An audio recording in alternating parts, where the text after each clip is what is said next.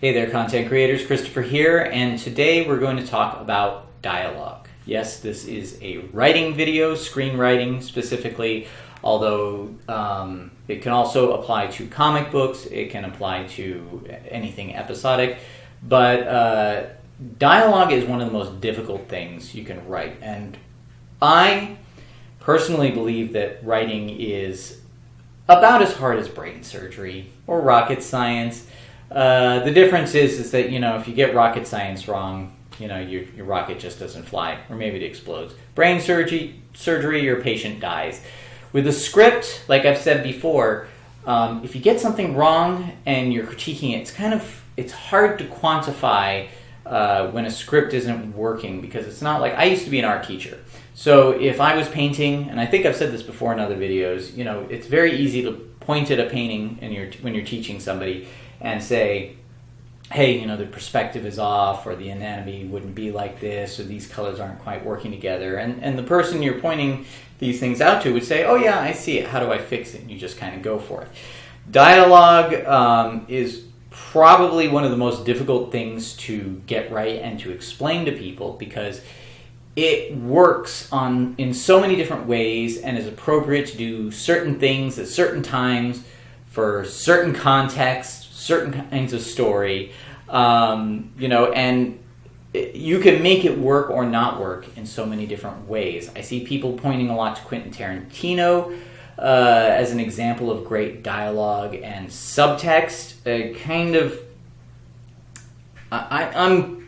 I'm not a fan of Tarantino. I acknowledge that he is talented, but I actually feel like he knows he's good at writing dialogue, but his flaw is, because he knows it, he overstays his welcome, or he overstates his dialogue. He overuses it where maybe it could be cut down, or some action could be in place. Usually his dialogue leads to action, but it's almost as if, like the action is it's kind of like in a Disney movie, where a character, or a theater, when a character becomes so emotional they can no longer express it in words, they break into song. With Tarantino, when his dialogue gets so overwrought that it can no longer be expressed with words, it breaks into violence. So what is dialogue meant to do? Well, it is, obviously it's in service of the story. There should never be any dialogue in there that doesn't have something to do with where your story is going. Now, I talked before about exposition. Exposition is kind of what I would call the blunt force tool of getting your ideas across. Hey, we've got to attack the Death Star, and here are the plans, and we're going to fly in this trench, and we're going to drop bombs in here, and then to kind of soften that, you add cool visuals that kind of draw the audience in, and then you make your characters have an emotional reaction to the exposition. And that's in a nutshell how you handle exposition. I have another video on that on my YouTube channel called Exposition, What's Your Twinkie? Because the Ghostbusters used a Twinkie in their exposition brilliantly. So that's exposition, and there's nothing wrong with using exposition. Now, they usually try and tell you, like, look, hey, you should show through action before you tell. Show, don't tell. You've heard that a bunch of times. Exposition is kind of the telling, and then you bring in some show to soften it.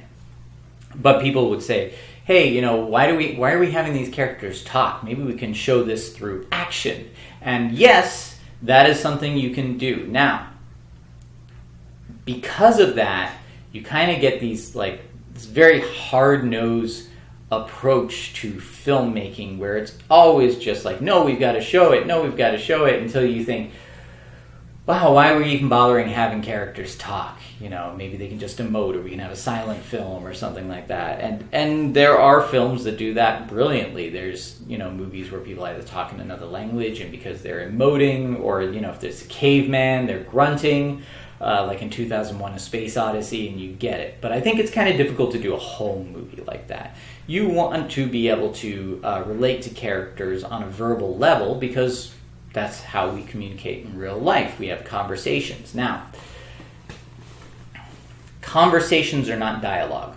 And this is something very important to know. I remember being in my early 20s, and I had two roommates that were going to the local college, and so they would bring around their kind of intellectual college friends who smoked expensive cigarettes and wore ascots. I kid you not. There's a reason for that stereotype. It's real. Anyway, I remember once talking to one and going like, "Well, I write my characters having conversations about just anything." And I was like, "Really? Well, what does that have to do with the story?" It's like, no, it makes it more real. It makes it more real because people just talk random. We're just talking randomly right now. We're not, I'm not telling you this stuff because, we're going to get involved in some plot that's going to go somewhere. It just makes it more real. I'm like, oh, man. Storytelling is not real life. It is never real life. What we are doing with dialogues, we are taking conversation. We are distilling it down to the essence of what will serve the story. And we're doing it in a way that feels natural, that convinces the audience it's natural. You get actors who can say it and make it feel natural, but it is never actually natural. I've heard people, somebody gave an example in another YouTube video, and I wish I could remember what it was because I'd credit them, but maybe you've seen that YouTube video. They said, conversation is when somebody says something to you, and then an hour later after the conversation is done, you think of a really witty comeback and go, oh, I wish I would have said that. Dialogue is where that person actually immediately has that witty comeback. As soon as it's said, witty comeback. So you're distilling it down, and like I said, everything is in service of the story. Now, the going back to show, don't tell. Here's a little secret that a lot of people don't talk about. You can show through dialogue. You can show a lot through dialogue. Dialogue can be action. Now, it's a little bit of a weird concept because we're crossing over into the realm of plays, and there's the old story of novels tell the audience what the characters are thinking, plays are what they're saying, and movies are what they're doing. But there's always flexibility. We can be flexible. We don't have to be hard-nosed about these rules. There are movies that are just essentially people talking. And people go, well, you could just go see a play. But no, you can take that and you can use cinematography and staging and props to make that talking more engaging. But going back to the show, don't tell. How does dialogue show people things instead of just tell? Well, the tell, like I said, is the exposition. We've got to go to this place. We've got to, we have to get this object, and we have to take it up this mountain, and we have to place it on the thing and say the magic words, and then, so that's the exposition. The exposition is fine, so long as you can, like I said, use those techniques to make them interesting. But dialogue needs dialogue needs a lot. There's a lot of different methods, but what I tend to think of is two things. Dialogue needs, three things. Conflict, pathos. Pathos can sometimes turn to pathos. And it needs subtext. So, pathos, what was that? That was this finger here. So pathos is kind of a word that I think a lot of writers I'm finding are throwing around, and I think it works in general. Generally, pathos is eliciting sympathy for some form of pain that the character is going through. I tend to think of it more as just gaining empathy from your audience for the emotions that the character is feeling. Conflict. Conflict is, I believe it was Robert McKee that said, conflict is values changing. That's people think of conflict. One of the things I see a lot in people's writing is they tend to think of conflict as characters butting heads. So you'll see a lot of dialogue from people who have their characters instantly start bickering at one another. And that is technically conflict, and you can show characters bickering at one another, and yes, it'd be conflict. But generally what it only accomplishes, in my mind, is just unlikable characters. You don't want to hear people bickering. You don't want to hear people going at each other, which, all it is conflict can be within a single person. A person can be conflicted in their own mind.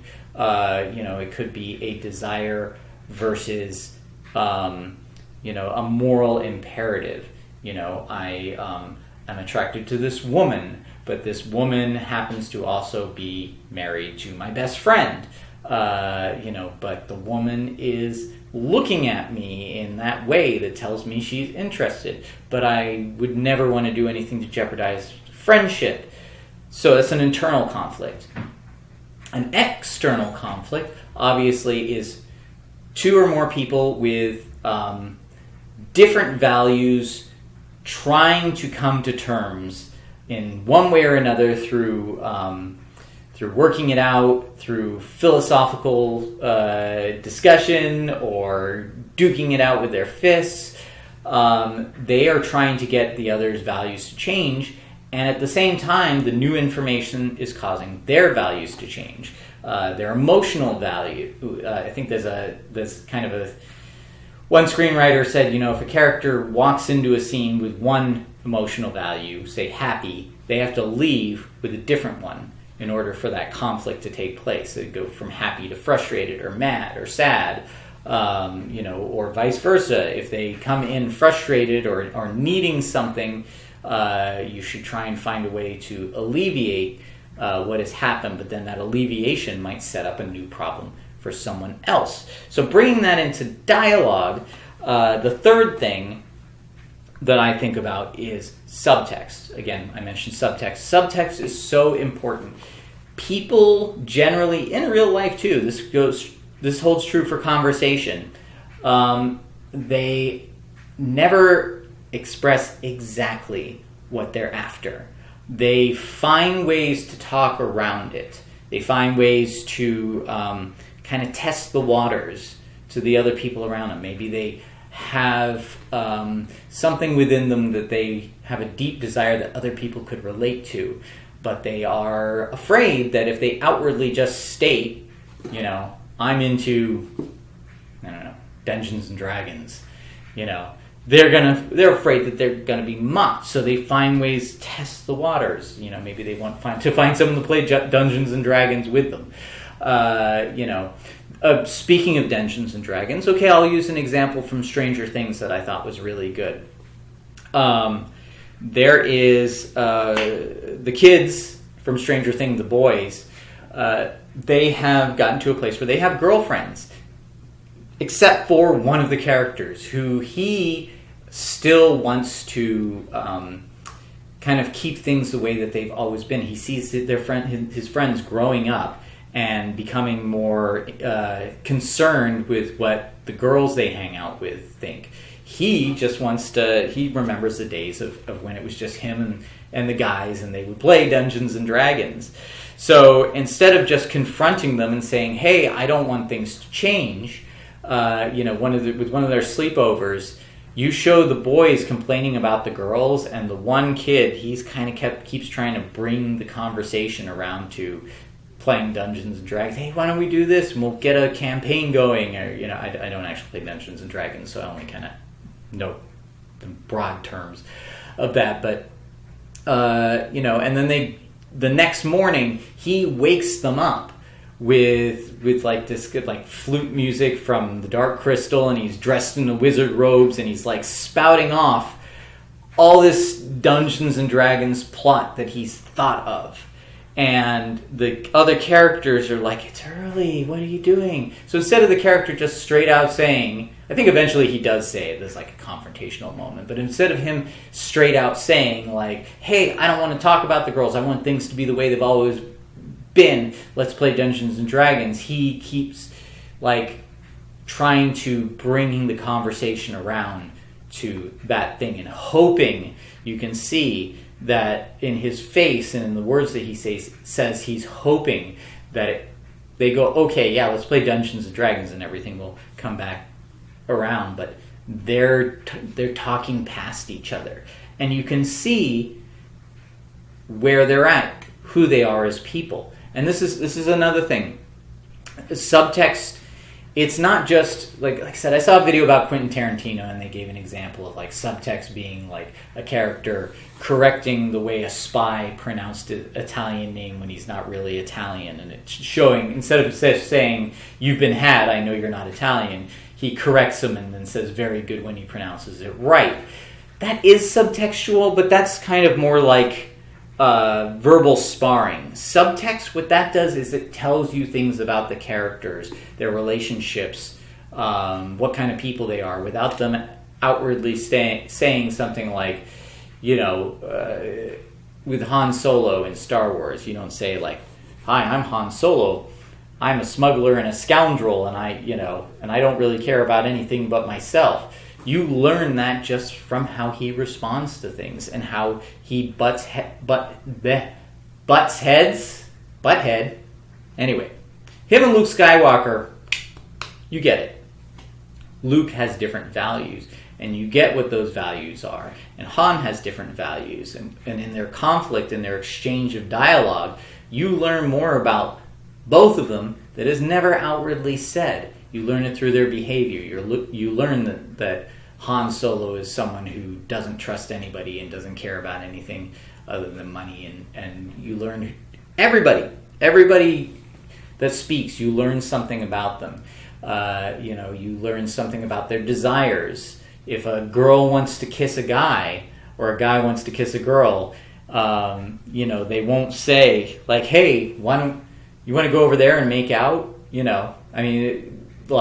Especially teenagers, my God, they would be horrified to say anything like that because they're so uncertain. So if you want to have a teenage guy who wants to kiss a teenage girl and they both like each other, but what are you going to do? You're going to write dialogue around them both trying to figure out and decide if the other one is interested. And you're going to show their fears, you're going to show their anxiety, you're going to show them saying things that have nothing to do with going into a corner and making out, but rather, oh, I wonder if the punch in the bowl over there is any good. I don't know. I'm shooting from the hip here. But you know what I'm talking about. You don't have characters outwardly just state their intentions. They state an intention outwardly that they hope will play to the values of the people around you and bring them to a point where they get what they want. So anyway, I think that's about all I'm going to say about it right now. Again, dialogue, writing in general, it's not rocket science, it's not brain surgery, but I think it's just as hard. If you're trying to write a story, it is extremely difficult. And I have recommendations on my YouTube channel for books that will help you become a better writer. I see all the general advice on different YouTube channels. Watch movies, see how other people, write their dialogue. Yes, but understand what it is they're doing. Don't just go, well, that sounds like good dialogue, or I enjoyed that dialogue. Understand why it's being effective. People say listen to people talking in real life. That is good advice in a way, but you also have to understand how to distill that dialogue down into its essence so you're not boring the audience. Now, hey, if you're like me and you overhear conversations in a restaurant, if you ever get to eat at restaurants again or whatever, you're going to you overhear conversations, and it might be one person telling another person a story, and that's interesting. So that just goes to show there you can be like wrapped up in their story and you don't even know them. You're just overhearing it, and then someone else comes and sits down and starts talking to you. You almost want to be like, shut up, I'm listening to these people's story. That's proof right there that people talking can be very engaging, can be very interesting, but you do have to understand how to distill it down to its essence and find the conflict within it and the subtext within it, so you can present that in a visual medium. So anyway, like I said, whole books have been dedicated to dialogue. Whole other YouTube videos have been dedicated to the topic. You're not going to be good at it overnight, or even after 10 years. Like I said, one of my favorite authors, Ray Bradbury, said, I think he said, I wrote every day for 5 years before I came up with a story that I thought was any good. And then after that, it took him another 5 years to write the next story that was good. You just got to keep at it. You got to keep understanding it. You can't just plop it down. And the other thing I'm going to say, this is going to be the most controversial thing in the video. Don't overthink it. Don't overdo it. Don't overanalyze it. Get the broad strokes down. Get that first draft written. Keep plugging away, and don't spend 5 years on one story. Get it done. Get it complete. It is important. As someone who's still trying to complete his first feature film after over 5 years, I can tell you, get it done. A half-finished story is useless, or too much time spent is other stories. You could have moved on and written the next story, and that story would have been better than the last. It is so important to not go like, it's got to be perfect. It's never going to be perfect. It's never going to be done. And there will come a point where you've worked on it so much, you will have gotten like up here. And that somebody did that. I think was it on Netflix? There's that design show, I think Abstract, I think it's called. And they did the graphic designers, and they talked about the client, and they said, you do a presentation, and it's like, pretend this is a line, You do the presentation, and it's up here. And then they have notes, and it comes back down. And then you bring it up to about here. And then it comes down, but it always never comes quite back up. You got to figure out when you got as high as you're going to get. And I mean, there's no real way of telling that, but, get it to a certain point, get it out there. Because there is a point where it just starts diminishing through, you can polish something to a nice shine, and if you keep polishing, eventually you're going to wear it away to nothing. So it's kind of, you learn about it, you practice it, but don't overdo it. So that's all I'm going to say, except for be sure to subscribe to my channel, like this video, hit the bell for notifications, share with your friends, leave me a comment, share this far and wide, check out the links below, join my Facebook group, Backyard Indies, where I post articles that I like on the subject, along with all the other group members who post their projects and fascinating stuff, their Indiegogo's, their all that. And we're going to keep talking about this. We're going to keep the conversation going about content creation, because I'm very excited about the future of entertainment in this post-COVID environment where, like I've talked about in my other videos, movies, as we know them, they're no more. They're going away.